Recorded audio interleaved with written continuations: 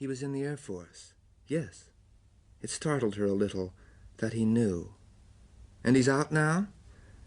Clyde had never met him, but having now seen Janet again, he felt he knew him well, a slight, literal fellow to judge from the shallowness of the marks he had left on her. He would wear eyebrow-style glasses, be a griper, have some not quite negotiable talent, like playing the clarinet or drawing political cartoons, and now be starting up a drab avenue of business, selling insurance, most likely. Poor Janet, Clyde felt. Except for the interval of himself, his splendid, perishable self, she would never see the light. Yet she had retained her beautiful calm, a sleepless tranquility marked by that pretty little blue puffiness below the eyes, and either she had grown slimmer or he had grown more tolerant of fat. Her thick ankles and the general obstinacy of her flesh used to goad him into being cruel. Yes, her voice indicated that she had withdrawn. Perhaps some ugliness of their last parting had recurred to her. I was 4F. He was ashamed of this, and his confessing it, though she seemed unaware of the change, turned their talk inward. A peacetime slacker, he went on. What could be more ignoble? She was quiet a while, then asked, "How many children do you have?"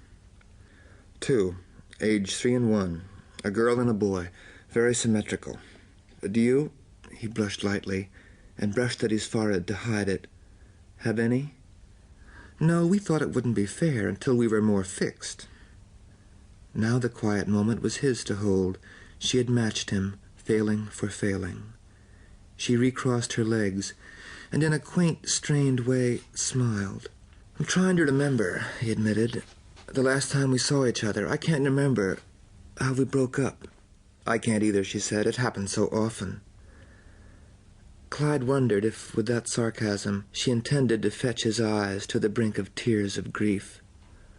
Probably not. Premeditation had never been much of a weapon for her, though she had tried to learn it from him. He moved across the linoleum to sit on the bench beside her. I can't tell you, he said, how much, of all the people in this town, you were the one I wanted to see. It was foolish, but he had prepared it to say, in case he ever saw her again. Why? This was more like her. Blunt, pucker-lipped curiosity. He had forgotten it. Well, hell, any number of reasons. I wanted to say something. What?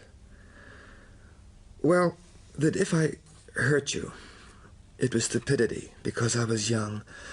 I've often wondered since if I did, because it seems now that you were the only person outside my family who ever, actually, liked me. Did I? If you think by doing nothing but asking monosyllabic questions you're making an effect, you're wrong.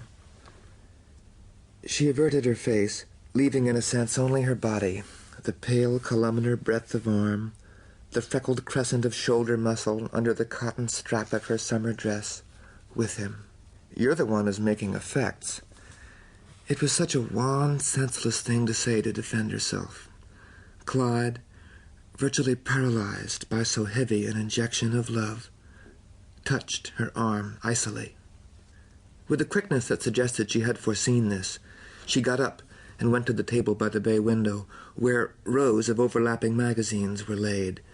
She bowed her head to their titles, the nape of her neck in shadow beneath a half-collapsed bun. She had always had trouble keeping her hair pinned. Clyde's face was burning. Is your husband working around here? He's looking for work. That she kept her back turned while saying this gave him hope. Mr. Bain? The petite secretary nurse, switching like a pendulum, led him back through the sanctums and motioned for him to sit in a high-hinged chair padded with black leather. Pennypacker's equipment had always made him nervous. Tons of it were marshaled through the rooms. A complex tree of tubes and lenses leaned over his left shoulder, and by his right elbow a porcelain basin was cupped expectantly. An eye chart crisply stated gibberish. In time, Pennypacker himself appeared, a tall, stooped man with mottled cheek.